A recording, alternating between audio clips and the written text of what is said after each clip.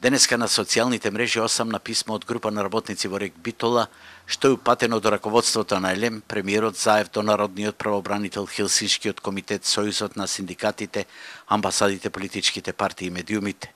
Во дописот се вели дека поради неуспешниот референдум, ден потоа директорот Васко Ковачевски, не можејќи да се помири со резултатите од референдумот, започна да дели решенија на повеќе работници за прераспределба на други работни места со помали коефициенти, главно вработени од претходната влада или членови на опозицијските партии. Терор, мобинг и притисок од ваков вид досега не се памети.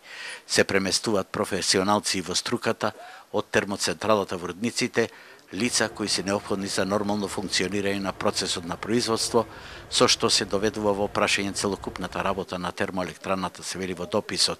Се тоа по телефон ни го потврди и еден од прераспоредените работници, споменувајќи бројка од над 350 работници, кои сукцесивно ќе бидат флуктуирани кон рудниците, а од разбирливи причини замоли за анонимност. За став се обративме до раководството на РЕК Битола, а оттаму во писмениот одговор на нашето прашање ништо не демонтира од обвинувањата на работниците.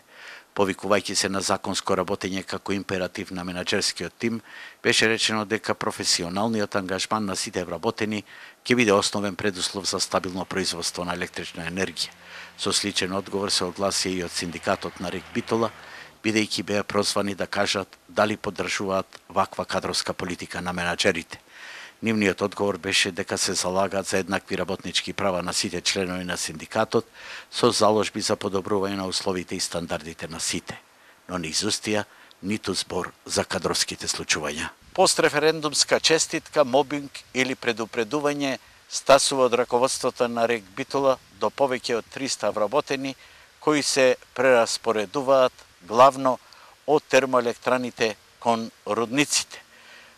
По социјалните мрежи кружат предупредувања дека се случува идеолошка или партиска пресметка со работниците на РЕК Битола, а од друга страна можеби ќе биде речено дека станува збор за професионализам или рационализација во процесот на кадровско екипирање на РЕК Битола.